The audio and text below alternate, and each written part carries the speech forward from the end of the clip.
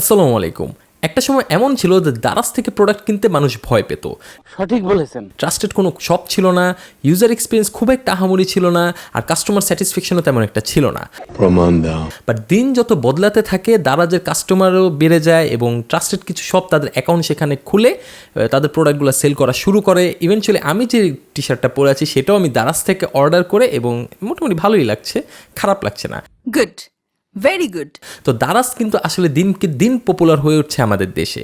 So আজকে নিয়ে আসলাম এমন একটি ভিডিও যেটার মধ্যে আপনাকে বলবো কোন কোন টিপস অ্যান্ড ট্রিক্সগুলো ফলো করলে আপনারা দারাজ থেকে প্রোডাক্ট কিনলে কোনোভাবেই প্রতারিত হবেন না, এইটাও সম্ভব। মানে প্রতারিত হবার সম্ভাবনা খুব কমে যাবে। তো ভিডিওটি শেষ পর্যন্ত দেখতে থাকুন এবং হ্যাঁ, অবশ্যই চ্যানেলটিকে সাবস্ক্রাইব করে কমেন্ট সেকশনে আপনার মতামত জানিয়ে যান।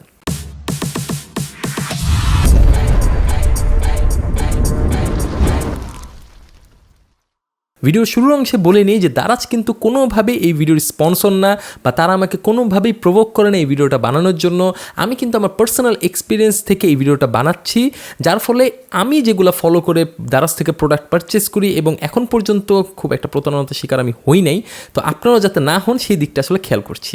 কাম সেরা ফেলেছেন ভাই, আপনি কাম সেরা ফেলেছেন, একদম বাম্পার মারছেন। এবার প্রথমে যে টিপসটা হলো সেটা হলো দারাজে যে ট্রাস্টেড শপগুলো আছে সেখান থেকে আপনি প্রোডাক্ট পারচেস করবেন। এখন ট্রাস্টেড শপগুলো আপনি আসলে কীভাবে চিনবেন? আপনি ট্রাস্টেড শপগুলো কিন্তু তাদের কাস্টমার যে রিয়াকশন বা কাস্টমার যে রিভিউ সেগুলো থেকে দেখতে পারবেন। এছাড়াও তারা কী পরিমাণে প্রোডাক্ট সেল করেছে সেটা কিন্তু পাশে লেখা থাকে, যে একটা প্রোডাক্ট কত পরিমাণে তারা সেল করেছে সেগুলোর রিভিউ নিচে থাকে।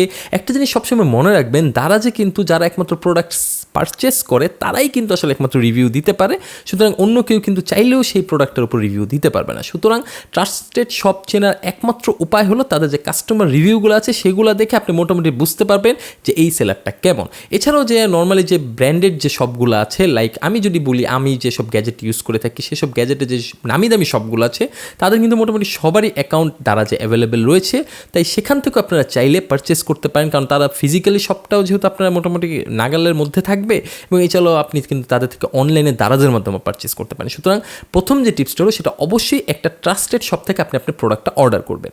এই তো গেল যে কাস্টমার রিভিউ থাকলে আপনি যে প্রোডাক্টটা অর্ডার করবেন সেটার টিপস। এখন যদি এমন একটা প্রোডাক্ট অর্ডার করতে যাচ্ছেন যেটার কোনো কাস্টমার রিভিউ আপনি খুঁজে পাচ্ছেন না, বা লাইকলি মনে করেন সেটার সব যে প্রোডাক্টগুলো আছে সেগুলো খুব একটা সেল হয় নাই, তখন আসলে আপনি কী করবেন? তখন একটা জিনিস মাথায় রাখবেন যে বাজারে সেই জিনিসটার দাম কেমন হতে পারে সেটা একটু যাচাই বাছাই করবেন। এবং লাইক ধরেন একটা প্রোডাক্টের দাম 100 টাকা, হ্যাঁ, বাজারে সেটা মোটামুটি 100 টাকা অ্যাভেলেবেল রয়েছে।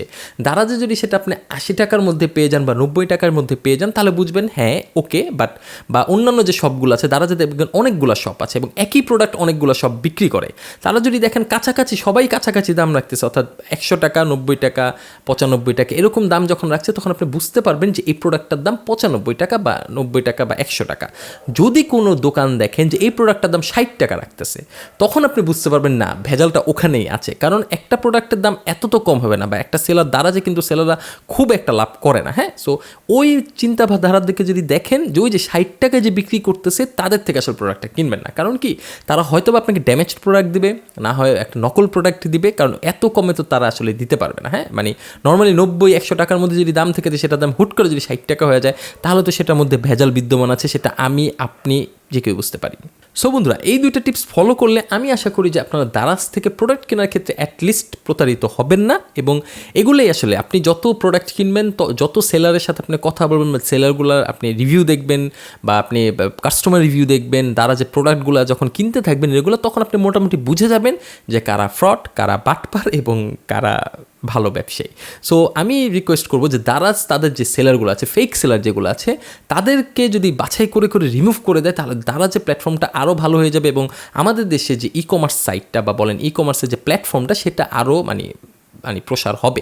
সো আজকে আমার ভিডিও এই পর্যন্ত। আমার ভিডিওটি যদি আপনাদের উপকারে এসে থাকে অবশ্যই ভিডিওটিতে একটি লাইক দিবেন, কোনো কিছু জানা থাকলে কমেন্ট করবেন। এছাড়াও এই টাইপের ভিডিও কেমন লাগছে সেটা আমাকে কমেন্ট সেকশনে জানাতে পারেন, বা দারাজ থেকে প্রোডাক্ট কিনে কি আদৌ কখনো প্রতারিত হয়েছেন কিনা সেটা সম্পর্কেও জানাতে পারেন। সো আজকে আমার ভিডিও এই পর্যন্ত। সবাই ভালো থাকবেন, সুস্থ থাকবেন, আল্লাহ হাফেজ।